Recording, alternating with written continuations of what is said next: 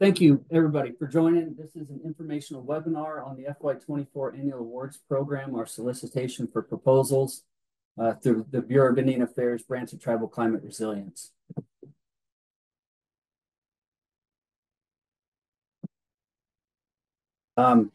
Before we jump in here with the mission, my name is Matt Laramie. I'm the regional coordinator for the Northwest and the Rocky Mountain regions for the branch.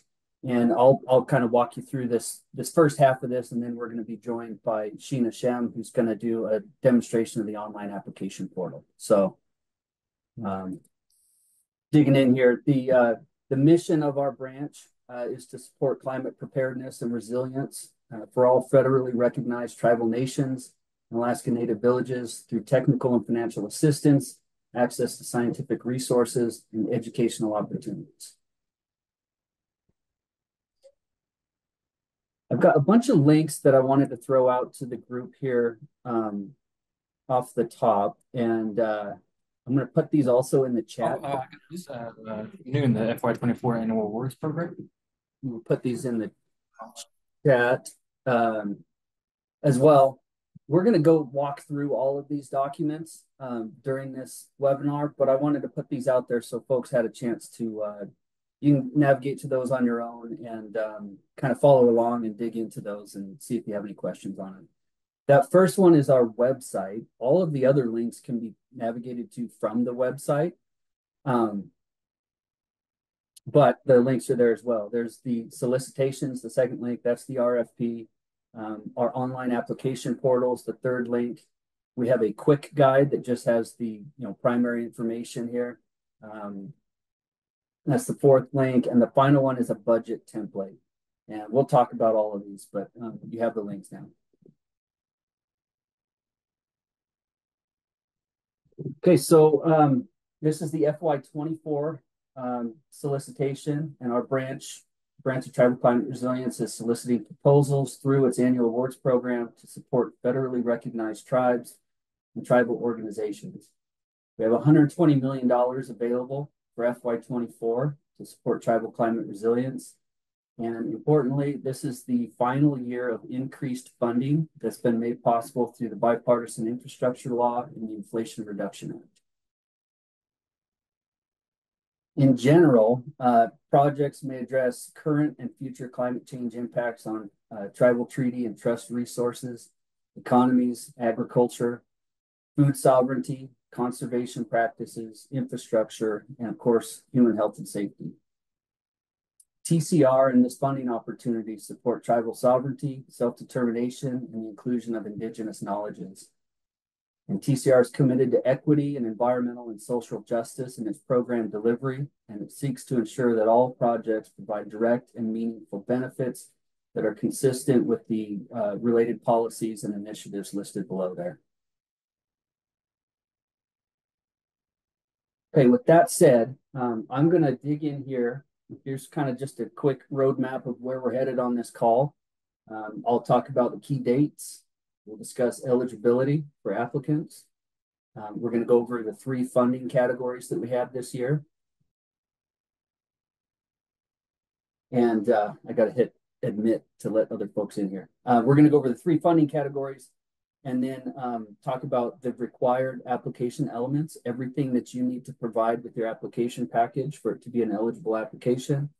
We'll discuss how your proposal will be evaluated. And then we'll touch briefly on the funding mechanism that TCR is using, which is the ISDIA. We'll dig in more there. And then let you know where you can find any of the reporting or compliance expectation information.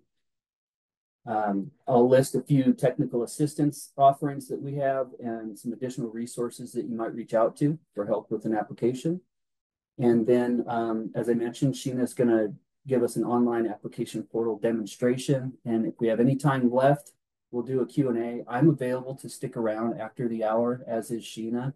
Today, we only have an hour scheduled, but if there are folks that want to stick around for questions, I'm happy to do that.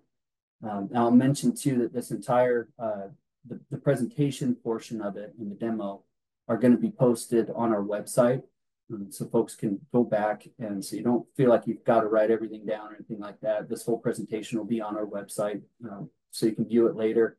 And we'll probably even be hosting another follow-up one of these a month from now to go back over this information. We do have the rest of our TCR staff on the call.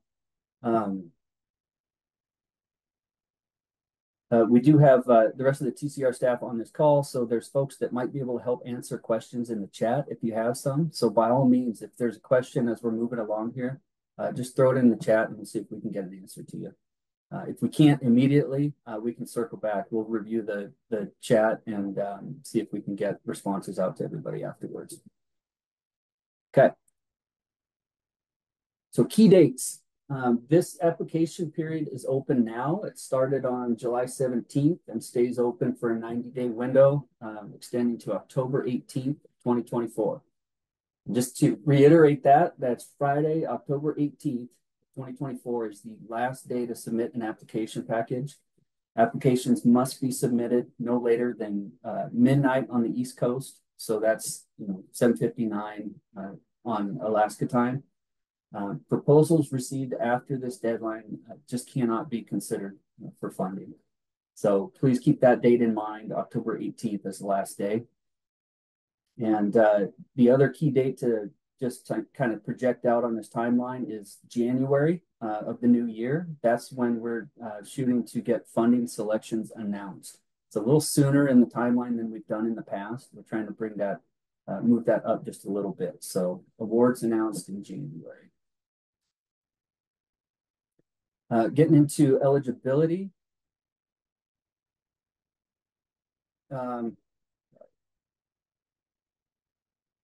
Eligibility, there's two sort of eligible applicants here. We've got federally recognized tribes who are defined as those listed in the current federal register. The Notice of Indian Entities recognized and eligible to receive services from the United States, from the United States BIA. That was published in January 8th, 2024. The link is there. It's also in the chat.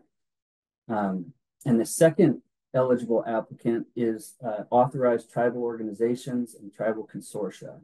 And those are defined in the Indian Self-Determination and Education Assistance Act at 25 USC section 5304L. Link is again on the screen here and also in the chat. Note that neither of these includes Alaska Native corporations or state recognized tribes. Applicants must be eligible to receive funding via Public Law 93638, which is that Indian Self-Determination and Education Assistance Act, or ISDEA. You'll hear me mention that several times in this talk. You must be eligible to receive funding via those types of contracts and compacts. Other entities, though, could be eligible to receive funding as sub-awardees or as contractors under one of these as a primary applicant.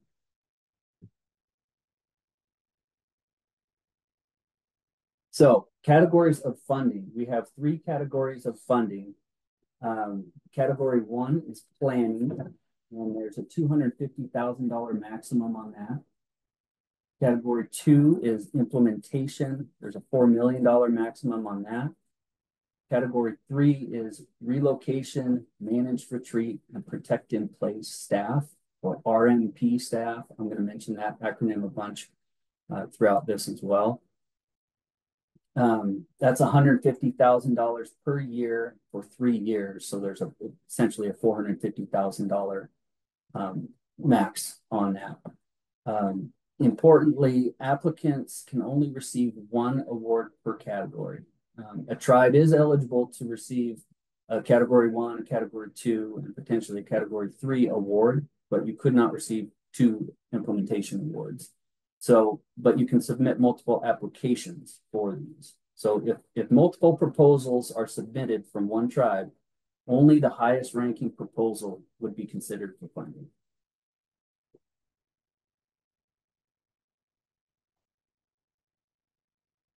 A little bit more on eligibility here, because there's some slight nuances. Tribes are eligible to apply for any of these categories. Category 1, planning. Category 2, implementation. Category 3, RMP staff. The one sort of caveat there is that tribes who were previously awarded RMP coordinator category funds for TCR are ineligible for category 3 this year. So that's a one-time deal that RMP staff funds are available to the tribe. Tribal orgs, tribal organizations, tribal consortia are eligible for category 1 planning and category 2 implementation. They are not eligible as primary awardees for category 3, the RMP staff position. That RMP, and we'll talk more about it, but it's at heart, it's a capacity building funding opportunity for tribes, really trying to build internal capacity for climate resilience and project management. So those dollars are set aside specifically for tribes in that category.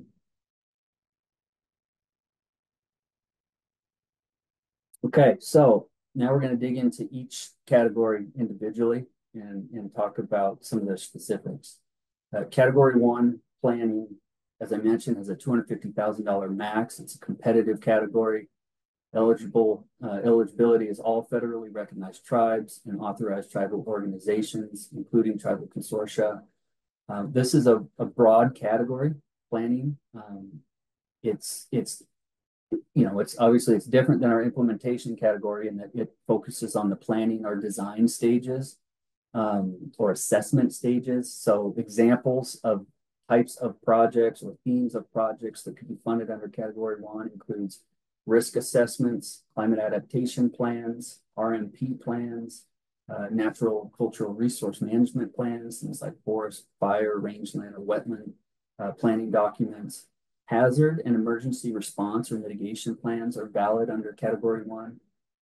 Ecological restoration, greenhouse gas mitigation plans, construction or engineering plans and designs. The actual implementation of construction or engineering plans would obviously be under our implementation category, but you could work through the planning and design stage using these dollars. Training and workshops, either attending or hosting, those can be funded under planning. Internships, climate staffing, or program development, other key climate resilience staffing positions that build tribal capacity can be funded under using these planning dollars. That's important. I noticed that, or I mentioned that one specifically just because we have our RMP staff category, but we can also fund internships and climate staffing through our planning category or our implementation category. Those staff positions can be included in the proposals for either. And then finally, youth and community engagement plans can also be included here. This is not a comprehensive list. There are others. I just thought it's easier to explain this category with a bunch of examples. Okay, category 2 is implementation. I mentioned the $4 million cap on that. It's another competitive category, open to all federally recognized tribes and authorized tribal organizations, including tribal consortia. Category 2 awards are designed to support the execution of climate resilience projects that were previously identified and supported by official planning documents. The question we get quite often is, what is an official planning document? It's a bit open still, honestly. It needs to be some published document. It could be an internal tribal document. It could be a state document that identifies, communities at risk. But it needs to be a planning document that identifies, the risk and potential impacts of climate, and then the project that you're proposing to implement here, and some idea of what benefit to resilience that project would accomplish. So possible supporting planning documents that could be used to support this implementation idea include, but aren't limited to, tribal climate adaptation plans, relocation master planning documents, natural resource plans, drought, hazard mitigation plans, ecological restoration planning documents, greenhouse gas mitigation plans, and construction and engineering plans or designs. Those can now be implemented using this $4 million cap funding category. I will note that when it comes to engineering or construction specifically, those activities may require compliance with subpart J for self-determination or subpart K for self-governance compacts. Those are just compliance expectations or regulations associated with the funding mechanism that we'll need to work through. But construction is certainly an option using this implementation category. Category 3 is the relocation, managed retreat, and protect in place staff position. I mentioned it's $150,000 maximum per year for a 3-year period. So $450K total. This one is open to federally recognized tribes only. We cannot support a staff position for a tribal org. And also importantly, tribes who previously were awarded R&P coordinator position funds from TCR are ineligible this time around. So category 3 awards are essentially non-competitive. They're intended to support tribes with limited staff or technical or project management capacity and who have imminent relocation, managed retreat, or protecting place needs due to the impacts of climate. R&P staff positions can focus on a broad range of activities. They can focus on development of community planning documents, climate adaptation strategies, implementation actions, community engagement, coordination with federal and other partners. They can seek additional grant funding for the work or for their salary or a combination of those things. They can focus on emergency response plans or mitigation, as well as implementation of RMP actions. Some more on this category 3. It's a unique opportunity. It includes access to a climate resiliency cohort training module for the staff position. The training module is a 10-month-long series, this cohort training module series that occurs during the first year of funding. And that consists of peer-to-peer learning, knowledge exchange regarding climate resiliency, and RMP decision-making facilitated by both BIA and a lot of it's developed by the Institute for Tribal Environmental Professionals, or ITEP. They do a fantastic job. We've got a lot of really good feedback from tribes who participated in this cohort in the past. It's a great way to learn from other tribes how they're, what are the climate impacts that they're facing, what challenges are they trying to overcome, and what, creative solutions, funding or otherwise, have they come up with to try to, put those actions forward. So it's a great training module, and the expectation is that awardees from category 3 are expected to participate in that training module. Most of it's virtual meetings, like monthly virtual meetings. We do have 1 or 2 in-person get-togethers, but they're generally very productive meetings. So we hope those awardees would take part in that opportunity. And I want to just make a note here. I mentioned that this is essentially a non-competitive category, but the funding requests may exceed our available funding. So if it comes down to that, we will have to prioritize communities which are at highest risk as supported by published documentation. So those will be the prioritized ones if the need exceeds the available funding for that category. Okay, so for all categories, all 3 of those, the expectation is that folks apply online at the TCR online application portal. Link is on the screen here. It was also put in the chat initially. And Sheena's going to walk us through what that looks like as well. This year, we have an application form that's on page 5 of the solicitation. That's the example. We'll fill that in online, but we put all the questions in the solicitation so somebody could see what it looks like ahead of time. And I'll show you that on the next screen as well. So this is the required content. Application form, you need a cover letter. That's just a letter that indicates leadership acknowledgement or support for the application. That does not have to be a tribal resolution, although a resolution would certainly suffice there. But it could just be a letter, preferably on letterhead from like a department head or tribal leadership that indicates that they're aware that this application is being submitted. It does not need to have a handwritten signature on it. That was a requirement last year that we got rid of here. So preferably on letterhead, but something from a department head or tribal leadership acknowledging it. Okay, application form, cover letter. You need a project proposal. There is still a 6-page limit on the proposal. That is the element, or that is the, the piece of content that is going to be scored on a range of 0 to 100. And we'll show you the breakdown for each category here in a minute. It's the proposal only that gets the scoring in this case. 6-page limit. Then you have a budget.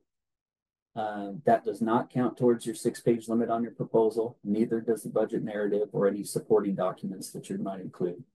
The budget we're going to talk more about in a second, but we do have a template available this year, a starting place. It's completely optional if you use our format or not, but it's there for folks who might want a place to start. And I'll mention it here and a couple other places. Do not include indirect costs in your budget that you submit to TCR. And we'll go more into that here in a second. The budget is like an Excel line item calculation of your project. The budget narrative needs to describe each one of those line items and in detail that you don't get just from the numbers on the spreadsheet. And the last thing is optional, but it's supporting documents. Those don't count towards your 6-page limit. If you have planning documents, maps, engineering estimates, any of these kind of things that you want to include with your project proposal, you can include those and upload them as supporting documents. They don't count towards your 6-page limit. This is the list of required items for all 3 of the categories with one exception. That R&P staff, the category 3, does not require a full project proposal. Instead, we just have a pretty brief questionnaire that will be submitted in lieu of a project proposal. It's essentially a non-competitive category, but we do ask you to complete the questionnaire. If we are limited on funds, if request exceeds demand there, we can use those questionnaires to try to prioritize based on need. So that questionnaire, it's in the RFP, it's in the solicitation. You can see all the questions that you'll be asked. And again, that's something that gets completed online. So here is there's a screenshot of the application form as it appears in the RFP. Again, this is actually going to be completed online. You'll be prompted with each one of these questions in the same order. So you could pre-fill this application form out if you like, and then when you sit down on the application portal, you could just transfer the information in. It's just general information about the applicant and about the proposed project. There's about 15 questions in there. Other than the ones you're seeing on the screen now, the rest are mostly yes or no answers. And so it's a pretty simple form, and it's completed online, but you have an example there with the RFP to get started on. Some notes on budgets. Costs that are disallowed under ISDIA cannot be funded through our program because all of our funds go through those funding mechanisms. So I would point you towards 2 CFR Part 200 Subpart E that addresses cost principles for ISDIA. That's essentially just a standard list of disallowed costs. And this ISDIA is, across a lot of tribal programs. It's something that, financial folks for some of the tribes or tribal organizations may be quite familiar with those cost principles. So you might consult with your financial departments or financial folks to see if they're more aware of those. But I had a link. I think it's in the chat. If not, I can provide that for 2 CFR 200 Subpart E. It's all pretty similar disallowed costs what we've had in the past. It's, for example, we can't fund positions that aren't directly, heavily related to the project that's proposed, like executive director positions that oversee multiple departments, things that aren't all related to this. We can't fund that position, but we can fund fully positions that are directly related to this project. So that's just one example, but please do look at that 2 CFR 200 Part E to see the disallowed costs, because those would have to be flagged during our budget review phase and would just be removed from the budget if you were to be awarded funds for the project. And I mentioned it before, but I'll do it again. Do not include indirect costs in your budget submitted to TCR. All indirect or administrative support is going to be paid separately in the form of contract support costs, sometimes called CSC. That comes from a separate pot of funds and will be paid in addition to any funds that you receive from TCR. So if you have a $4 million project for implementation category, apply from us for the entire $4 million in direct costs. And you would be eligible for contract support costs on top of that. That would be calculated and awarded at a later date, though, than our funds from a separate funding pot. Also, something we got to do this year, we really need to clearly identify any pass-through or contractor or sub-awardee costs in the budgets. Please mark very clearly on your budget sheet if it's pass-through costs. That's useful when it comes time for folks to calculate contract support costs. They'll need to know if it's internal dollars spent or pass-through costs. And I mentioned a budget template earlier. Here's the link for that. It's in the chat as well. But we have a template that's available that you're welcome to use. You're welcome to take it and edit it and do whatever you need to do with it. It's just a starting place for folks who might want that. So this table here shows kind of how a proposal is going to be evaluated. We have scoring criteria. These are all explained in greater detail in the solicitation. But listed here on the left is the scored proposal elements and then the categories. And then we list how many points are attributed to each one of these proposal elements. So within your 6-page proposal, you're going to be asked to respond to these different elements under these different themes. I would highly encourage you when it asks you a specific question in the RFP to respond directly to that question and try to make sure you provide an answer for it.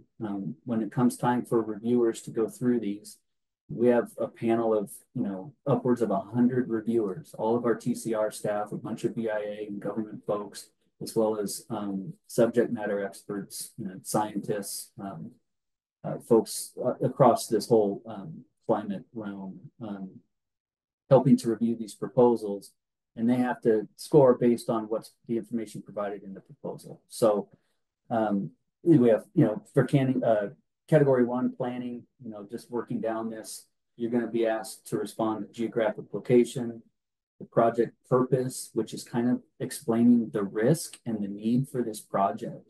And if you notice, there's 40 points attributed to that. Each one of these, the point totals adds up to 100. So out of 100, 40 of your points are going to be awarded based on how well you can describe this project purpose, what is the risk and the need for this work.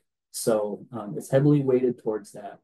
So be sure to please, think about that and make sure you develop that section of your proposal substantially. Category 1, you got geographic location, project purpose, objective, methods, timeline, deliverables, expected results, and tribal capacity building. Category 2 has those same elements in the proposal with the exception of capacity building, and instead has a project management plan. They need to see how this work is going to be carried out over the life of the project, a permitting section that's going to discuss permits already acquired or those that are still needed, and then project readiness, which is kind of a feasibility aspect of the implementation project. How shovel ready is this, and what's the likelihood of success on pulling the project off based on the way it's proposed. If you'll notice, category 3 has non-applicable for all of these because there is no proposal required for that category 3. We have a questionnaire, a pretty brief questionnaire in the RFP that you'll fill out instead of submitting an actual proposal for that category of funding. So the funding mechanism is ISDIA, and all funds are going to be awarded through that. That's Public Law 93-638. Folks often call that just 638 contracts. That's the funding mechanism for tribes who are approved for self-governance. Funds can be awarded through your self-governance compact with the federal government. We have a reporting and compliance document that's towards the very end of the solicitation. It's on page 23. That's a list of expectations for all awards through TCR. There's just some basic reporting that'll help us understand, annually only is what we're asking for TCR specific reporting. Just trying to understand where the project's at, major challenges, major successes, and how much work still needs to happen in out years. And so that's really useful for us to understand successes for these funds, help us be able to report out and report up on how these dollars are being used. But otherwise, we really default to ISDIA regulations and compliance. And I want to mention, I meant to bring this up during the funding categories, but TCR awards, since they're awarded through ISDIA, they can be used to meet federal and non-federal cost share or match requirements that might be required by statute. What I mean is that if you have some other funding opportunity outside of TCR that requires a match, non-federal match, if you receive funding through by a TCR, because it goes through ISDIA, as soon as the tribe receives those funds, they're essentially no longer federal dollars. The tribe could turn around and use those dollars then to meet a cost share match and kind of leverage and get additional funding using these. So those ideas can be built into a proposal directly. If you know that there's an upcoming funding opportunity you're going for, you could build that. That could be the proposal. You're trying to leverage, a greater amount of dollars through Army Corps engineers or something that has a cost match. You can use these dollars for that. And then, we recognize that other funding opportunities or the need for cost share match isn't always going to line up with our open application period. And so TCR is setting aside some of our funds to be available throughout the year to help meet those cost share match requirements. That'll be available, until those dollars run out. But if you have needs for this, or if you want to talk more about this, please reach out to me or the regional coordinators or others with TCR, and we can talk about that a bit more. Okay, getting close here. Technical assistance. We're doing, in addition to these informational webinars, which will be posted on the website, we're also hosting weekly virtual office hours. That's an hour that we just have a standing meeting where TCR staff are going to be on the call. It's happening through Teams. We'll be on the call. It's every Tuesday at 3 p.m. Eastern or 11 a.m. Alaska time throughout that 90-day application window. So it's happening now. It's happening right now, actually, during this hour. But through October 18th on Tuesdays. So you're welcome to join that call on our website. You can find the link to the Teams meeting. You can also call in to those meetings and just do it over the phone if the internet connection is not reliable. But we're there just to answer questions.